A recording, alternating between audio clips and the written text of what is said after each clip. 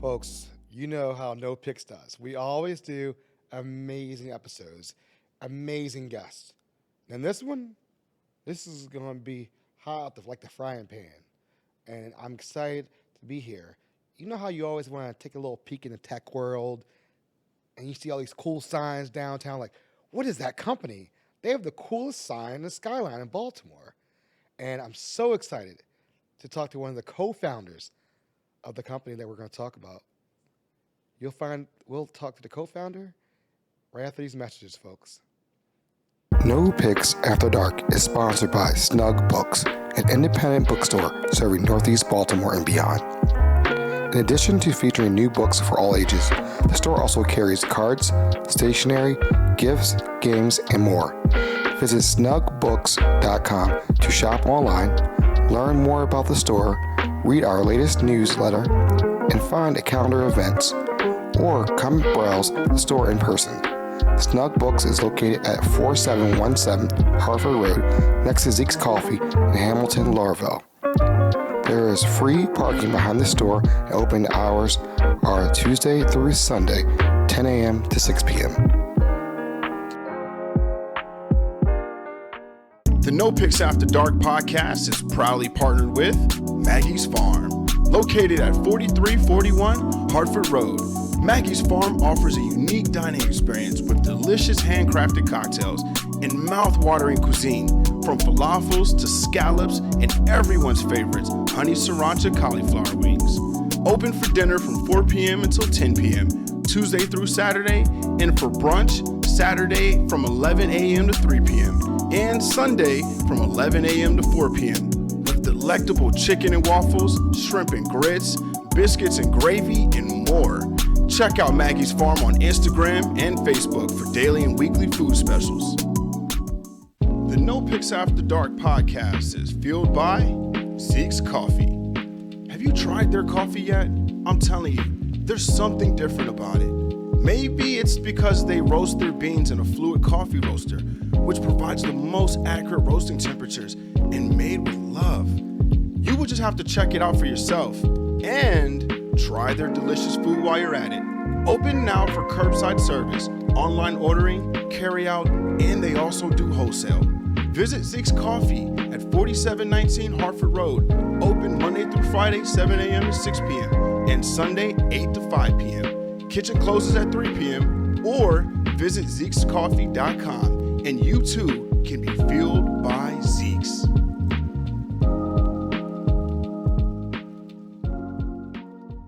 Welcome to the NoPixAfterDark podcast. I'm your host, Aaron Dante. I told you guys we're going to always have the best. We give you guys the best guests because guess what? You guys deserve the best. And we are in location. We're at Harbor East, I would say, Harbor East right now. And it's a beautiful brick facade. This is a beautiful building. The team has been amazing to us. It's just been an amazing experience. And we have, as our guest today, I'm excited to introduce from R2 Integrated, the co-founder and the Senior Vice President of Business Development, Mr. Chris. How are you?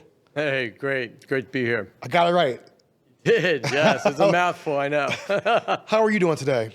Hey, doing really well. Thank you for inviting me into your home. I call this your home. This is a beautiful place. I'm so excited to be here today. We're excited to have you. We had an all hands, as you know, today with all the people in our company attending, and we do that quarterly, and you were our guest today, so it's wonderful to hear your story. You know, shout out to Brittany for reaching out to me. Amazing experience. You know, when she reached out, I was like, are you sure you got the right email? I don't know about, but I'm very excited to be here and talk with you about the company. Yeah. I mean, we talk about the skyline. That was a big thing back in like the big sign on the skyline off Pratt Street because you guys were next to Visit Baltimore. Yeah, it was a lot of fun to have that sign. You know, sometimes I'd watch Monday Night Football and they'd do the span of Inner Harbor, and you'd see the sign in the background. It'd be like, oh, look at that, or I get friends who go down Pratt Street one way and they see the sign. So yeah, we got a lot of credibility out of that sign for sure. I love it. So tell the audience a little bit about R2i. Tell me what are you guys about? Tell us a little bit about it. What are we about? Yeah, so we're a digital marketing firm, and the way I like to kind of say, we kind of have two sides of the coin. So one side, we focus on marketing technologies, so helping companies figure out which technologies make the sense for them, what they need, where they have gaps, and then how to implement that and optimize it. And the other side of the coin is really our agency services. So that's things like media, things that you're involved with, different types of channels, optimizing those, looking at the analytics, the data, it drives that, getting those personalized experiences. So, the designs that are needed behind that. So we're all about the digital on both sides of the technology and then the services. Okay, so I'm glad you gave us a brief synopsis. I love that. But we got to know a little bit about you. We got to get people invested in you. Okay. I don't know who you are. You from Baltimore? Are you from Maryland? Or are you from the region? Yeah, it's my wife would say I'm from a different country. I'm from Hartford County. Okay. So Bel Air. She grew up south of Baltimore, but yeah, I kind of grew up in Hartford County. Actually born in Baltimore, but we lived out there for my childhood. But yeah, grew up in Bel Air, and that's where I'm from. What is your favorite childhood memory growing up in Bel Air or just Maryland in general?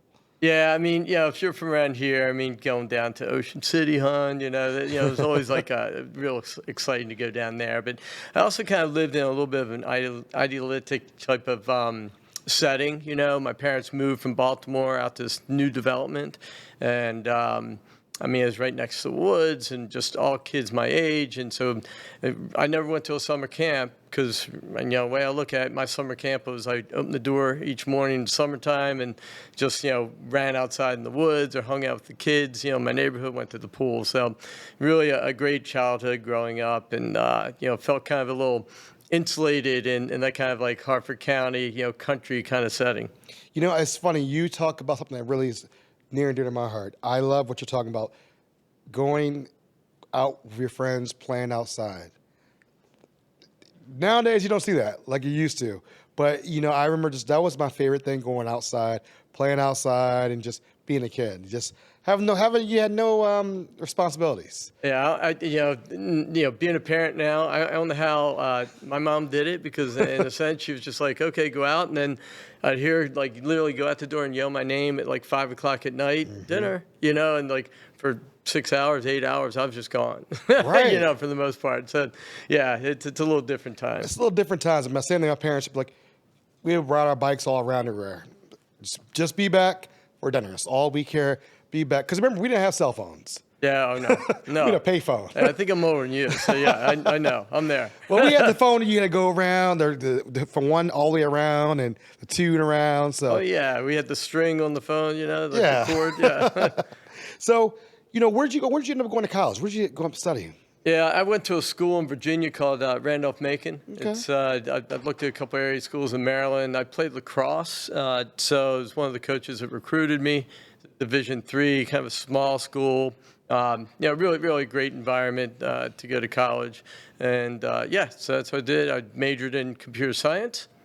Is that so? You were like before like the boom of computer science. Cause I remember our first computer we had. What was that? Oregon Trail on it, and it was like slow, and we had the big floppy disk that you had to put in, and that was so brand new. Like that was like the newest thing. But what made you want to get into that? Like, I mean, tell us a little bit about that. Like, just because it was out, but it wasn't really out like that. Yeah, I mean, I'm kind of lucky because they had that as a major. I went in as pre-med, just thinking, I want to be a doctor. Okay. No particular reason. Got a C first semester in biology. I'm like, maybe I need to switch something around here. But I've always been science and math oriented.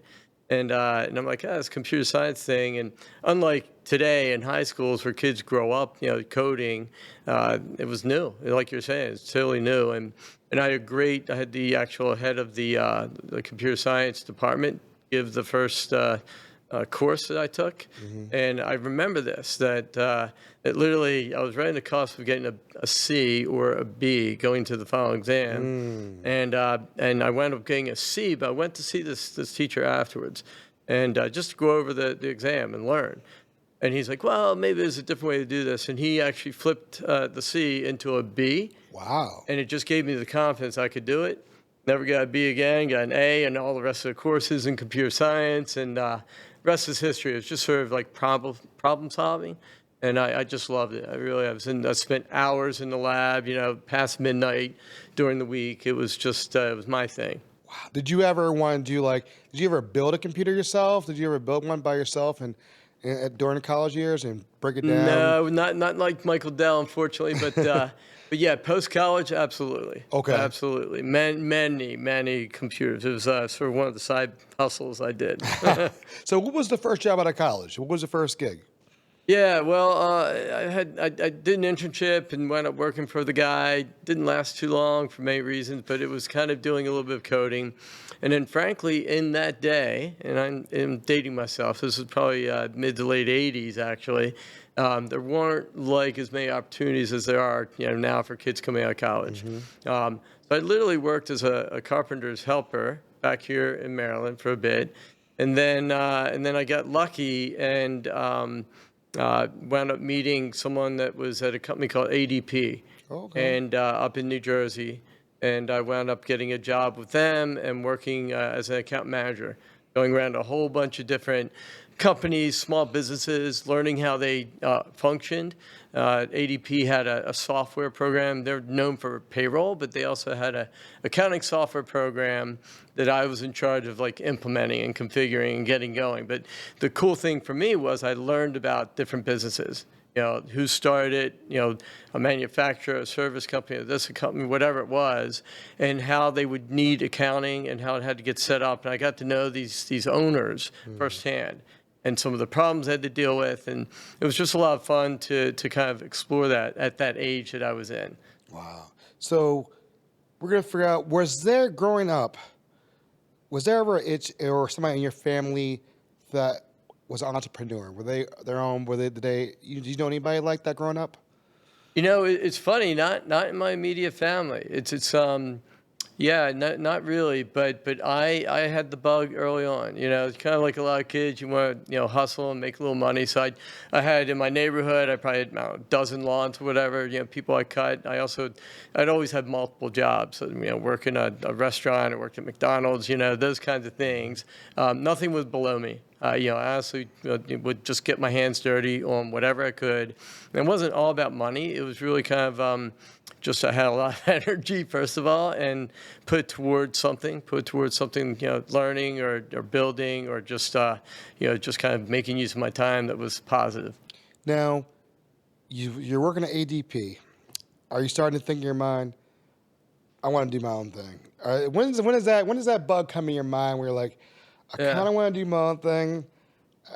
When did that start happening? Yeah, I mean, honestly, it started happening earlier, much earlier than that. Okay. I mean, before high school, just kind of understanding. I think I have an independent streak anyway, and so just kind of taking the risk, but you get the reward. Throughout college, I always worked and was always doing different things. I pushed myself, so I got involved with the sort of student body, and became president and this and that. Just something that's out of my box nature, my personality, but would push myself. So I would take business classes, in college. I took all these different. I could have gotten a couple of majors, but I wound up just taking a whole bunch of classes that I felt would help me build the strength, because I knew eventually I did want to start a business. And with ADP, what happened was there was a couple things that were promised to me. It didn't quite pan out, but a few of those accounts that I was referring to asked me to do some things on the side. So I just started to build that up into the point where I felt comfortable I could leave ADP and then start that. So I was, I think, 24 maybe when I went out off on my own. And then what age was R2i? What age was that? So R2i is much later. So Much later? I was about 40 when I started R2i. Okay. Yeah, okay. and that's I want to bring into the conversation around my two business partners, because this is not about me. R2i is about three of us starting this thing. Well, folks, I'm gonna leave you a little teaser right there, and we'll be right back. We'll learn about his other two business partners, R2i, how this all came about. As you can see, he has an entrepreneurial spirit. He was on a mission. We're gonna talk a little bit about that, about the company. Where does he see it's going? What do they do? How can somebody hire them to do some of their work? We'll get into all that right after these messages, folks.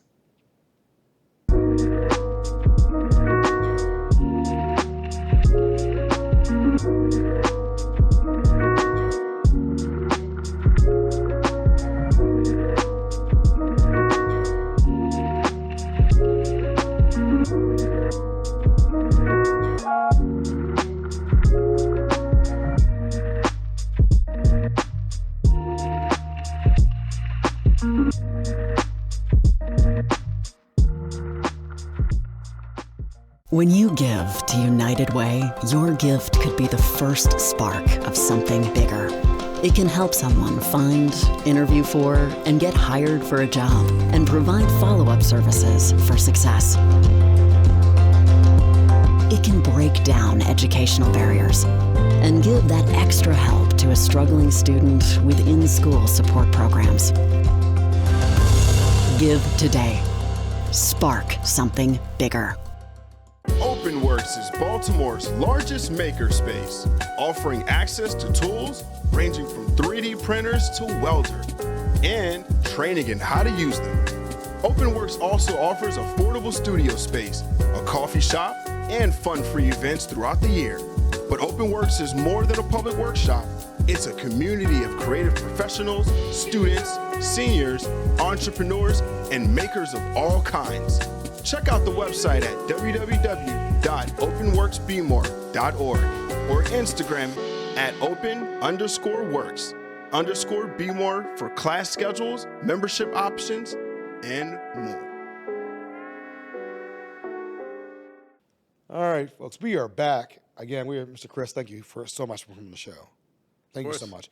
And he was telling us about two other partners. He was telling us about R2i. He gave us a little sneak peek in the beginning, like the first 5 minutes. But we didn't want to talk about it. We're going to talk about him first. We learned about he growing up, Randolph-Macon. He was lax bro for a little bit. Did some lacrosse, computer science, worked at a couple different companies, wanted to be his own business. And then we fast forward about a couple years, about 2 decades or whatever, and you meet these two guys, two gentlemen. I'm going to tell the story now. It's not my story. This is your story. Tell us about R2i. How's it created? Yeah, so just working up to that, I basically personally started a company that did a lot of software development. We also did network support, built a lot of computers in my day, sort of like jack of all trades. But I realized, in my opinion, where my love was on the coding and the database and data side of things. So we really started to focus on that. And I went from having a whole bunch of people who are independent contractors to full-time employees. We were based in Columbia, built that up to about 15 people or so. And, some of our clients were like the NSA or Zurich Insurance and some fun clients. But we were doing a whole bunch of back office type stuff. But we landed on an open source framework that was used for websites and public-facing websites. And my guys are all like me. They're tech nerds, if you will. And so they could make it work, but it didn't look good. And so, Baltimore's Smaltimore. So I had a network of people around here. And so Matt Goddard and Dave Taub had started a company called Round 2 Communications, and they were a design firm. And so I approached them about helping us out on opportunities where they needed design and technology. Matt would call it inbreeding cats and dogs. Not supposed to work. And, now it does, of course, right. But way back, if you will, 15 plus years ago, it was novel, right? So anyway, we started basically winning some business together as separate companies. I'd like to say I've received a check from them billing me, and they've received an invoice from me to bill them. And, it was back and forth for about a year, kind of like somewhat getting in bed together, not really thinking like, hey, we'd combine things. But then one day we had an opportunity from Gemstar TV Guide. Remember the grocery stores used to have those like magazines? They also had a portal and all this other stuff and a website. So they needed a revamp of their extranet, like something for their customers to go online, right? And so I asked Dave Taub, about, hey, you want to go after this together? And so we did. And so we wound up winning, right? But it's funny, I called Dave up because they called me and told me the news.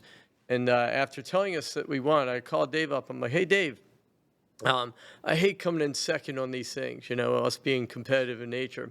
He goes, yeah, and he expected me to say we lost. And I said, guess what? We didn't come in second. Won this baby. And so that was one of our first national accounts outside of Baltimore that we won together. So a bit of the light bulb went off. Met with Matt Goddard like a week or two later, just for dinner. And I'm like, Matt, I think we've got something here. Why don't we formalize it? And it was pretty informal in terms of looking at everything, like business valuation, all that. And in pretty short order, in about 2 months, we just combined everything and created R2 Integrated. But Matt and Dave, they have a background in basically in kind of like strategy and design and running a business. So I call it the three-legged stool, right? So we had Matt, who was our CEO. Dave was head of creative, and I was head of technology. I like that. I like that. And so you guys started something. And did you think that was Baltimore always going to be your home, or did you ever think about moving somewhere else? Like, how the tech boom was out in West Coast. Did you guys always want to stay here? Absolutely. You know what? We were in Columbia because I live in Howard County. I did live in Baltimore by Patterson Park for a while, but we moved out, and I thought it was the coolest thing ever to be in Baltimore. And so we moved into the can company in Canton. We had top floor. We started with a footprint of a few thousand feet.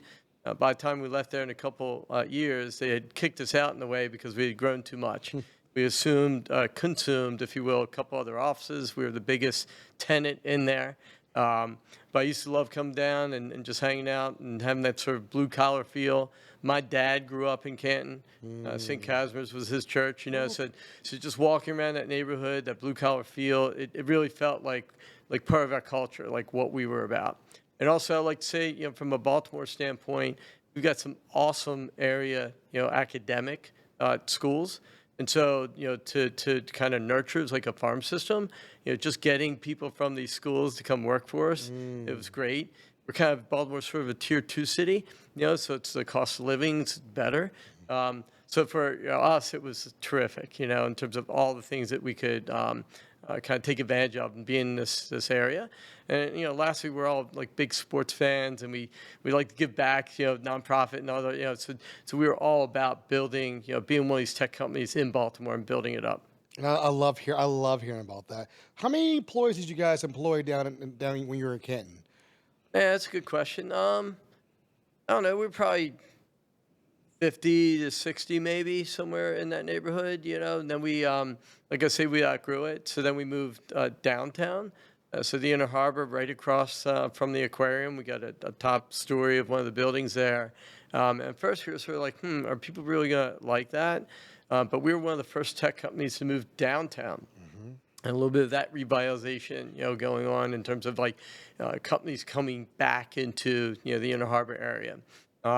So it really is a great experience. In fact, the very first weekend we were there, it was one of the, I think it was like the bicentennial of the Star Spangled Banner, if I'm not mistaken. Wow. But we had the Thunderbirds and flying around. They're practicing, and I mean, it couldn't have been a better weekend to open up, if you will, downtown. Wow. So give us some of your big accounts that you guys had when you guys moved from Canton to downtown.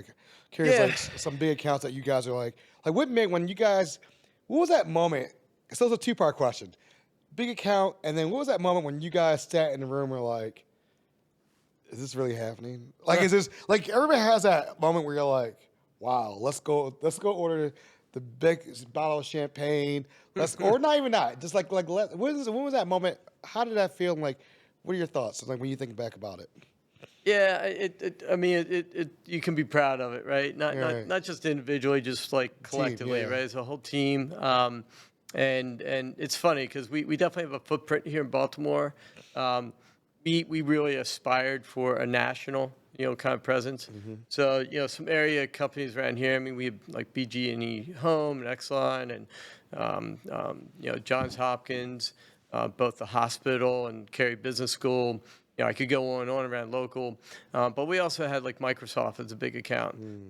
We had Cisco, just a lot of big national accounts. It is kind of always fun to see like a logo. You watch a sporting event, you see the logo, and you're like, hey, they're an account of ours, and it's that's I do get a little sentimental, a little proud when I see that kind of thing.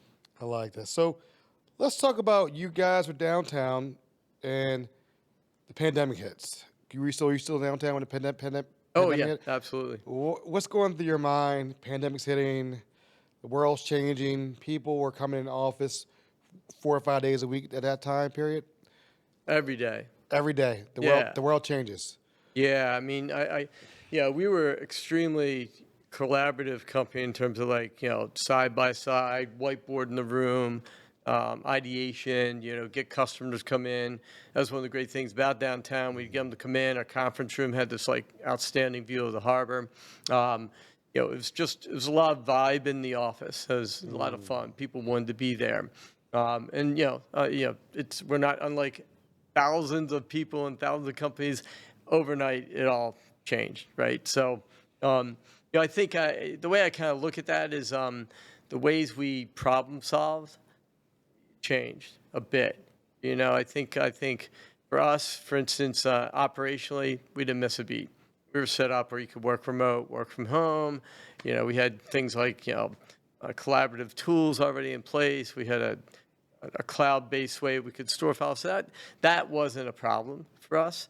But really, if you look at problem solving, like getting the work done, how'd that happen? And like we had to kind of rethink, better ways of communicating, being more, from managers, their perspective, being more intimate than, having the ability to just walk up to someone, at their desk. You gotta like think, okay, what's going to make the most sense, and problem solving around this.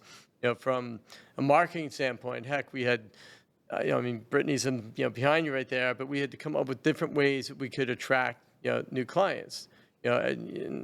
Before we would have people, like I say, come in the office or their conferences. So we came up with these like experiential type of events. We sent people microbrewers from the area. And we had the brewmasters, attend and they talk about their brews as people are, having a beer, for a happy hour. I mean, just fun stuff because people get kind of like overwhelmed by these Zoom meetings occasionally. So we'd come up with things like that. For sales, I've always done business development, right? So very much a trusted, kind of relationship. You meet people, you do a presentation, but then you take them to dinner afterwards. That's gone. Now it's like you do the Zoom, you cut it off, and there's a relationship. So we really had to work on, building that relationship, coming up with ways that weren't solicitation, but, really about like trust building. That was just key. I mean, just had to evolve and pivot, in different ways. That's interesting because I ask everybody that question. How did you pivot? How did you figure out things out? Because when I did the podcast, I would have people come over to my basement and we interviewed during a basement. And then you're like, I'm not letting anybody in my house. This is not happening. We're not doing that. And, I didn't know about Zoom. I didn't know. I'd never heard of it. I mean, I'd never heard about any Zooms. I had any of that stuff. And then you find yourself, I guess how am I going to keep the podcast going? I guess Zoom is the only way. We're going to figure this out. So I like how you're thinking outside the box on business-wise and figure out what to do and figure out how to be creative with a lot of the relationships. Through the pandemic, what's the biggest thing you have learned from the pandemic that you would take away that you're like, you probably didn't know back then, but now you're doing it differently now? What's the biggest takeaway you've taken away from there? Like probably you would never have done. You would never done it in a million years before the pandemic, but now you're like, I've changed a little bit. We've had to change a lot, especially around hiring practices. I mean, frankly, I've got 3 kids, 2 of which are in their 20s and like starting their careers. Their mindset is definitely changed. The things they've had to go through, I feel bad for them. Their college experiences, high school experiences, the last couple of years. But even like the work environment for them. But they're kind of them and our employees. You have that Great Resignation. You have the work from home, work from anywhere, kind of going on. So one of our biggest things was, prior to this was work in our office. Like there's so much collaboration that's done. We really didn't like the fact that people work from home on a frequent basis. We didn't mind occasionally. And we had at one point offices around the country, in Seattle, around Silicon Valley, in Utah, New York. And we made sure like there were people that would come to those offices, that lived in that area every day. So one of the obvious things that happened was supply and demand. People expected that they could work from anywhere. And I mentioned like operationally we were fine, we could handle that. I think over the course of COVID and the pandemic, we just had better ways that we felt comfortable about that. And frankly, we were put in the position that listen, if that's the way the world is right now, we've got to change. They're not going to change around us, right? So we're going to lose people, or we're not going to gain really good people if we don't adapt and accept that. So that's one of the big things that we did. I think another thing we've always looked to give back.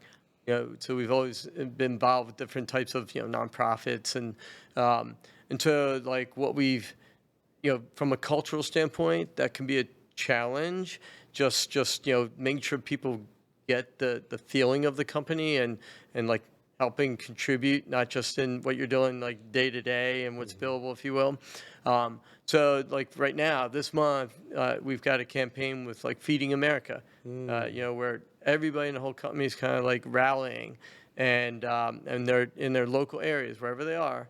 They're going to the local, meal kitchens and helping out there, or they're, doing something, or raising some donations. And Feeding America is one of our clients. So it's a feel good, kind of story, but it's also building, that rally, that culture in the company. So, you just got to adapt. Now, you mentioned a little bit you have office. You guys have offices across the U.S. or where are you guys' offices now, and where are a lot of your employees located? Are they in various states? Yeah, I mean, candidly, we moved over to Harbor East in Baltimore due to the pandemic. So our lease was up over there by the aquarium. Our footprint was much larger than what we needed. And so we moved over here. And we actually have shut down the other offices in the other cities, even though we have people there. So this is headquarters, and this is our only office, physical office that is. And we've gotten people in here. We had probably 50 or so of our people here earlier in the summer, and so it's great to finally like meet people for the first time, and or just be able to kind of hang out and see them in person, right, and be able to give them a hug or whatever it may be. So, but yeah, that's everybody works remote. We're fine with that, and it's worked out really well for us. Wow, and that's a huge pivot. I mean, that's a lot of offices all across, and now you're just like, hey, remote, and then which is amazing.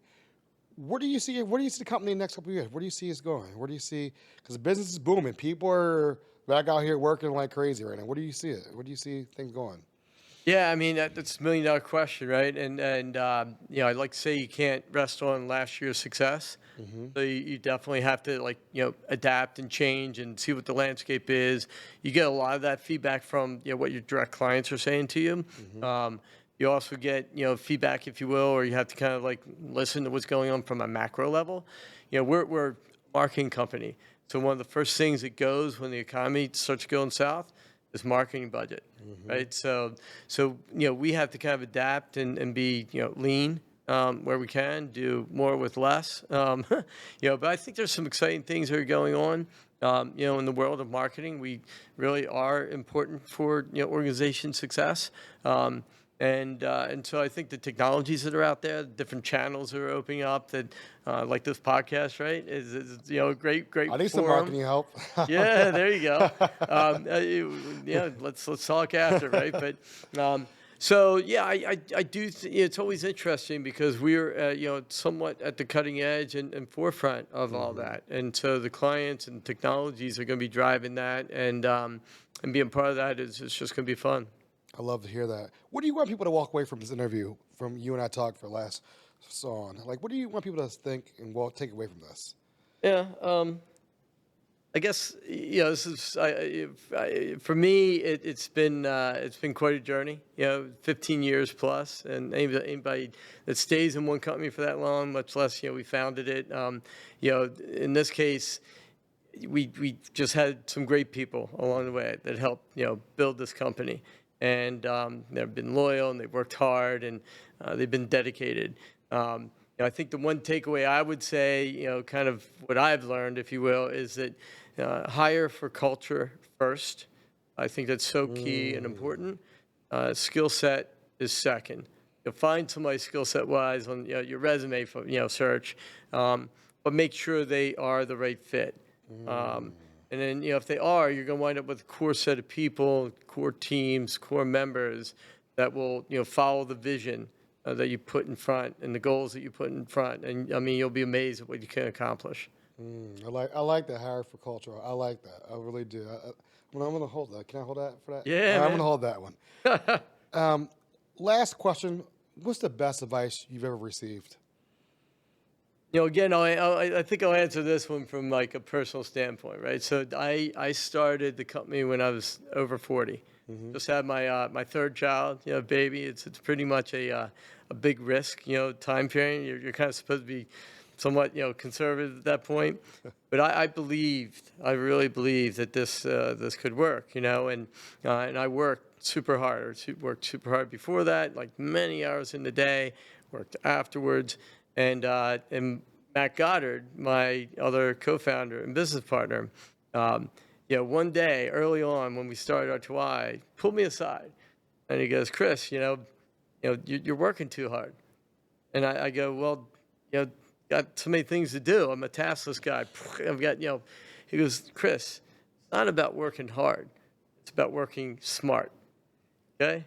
And I was like, "What? What do you mean by that?" And he's just like, you can work 40 hours or you can work 10. If you accomplish what you gotta get done, and just think that way. You gotta work smart, and it's always kind of like stuck with me.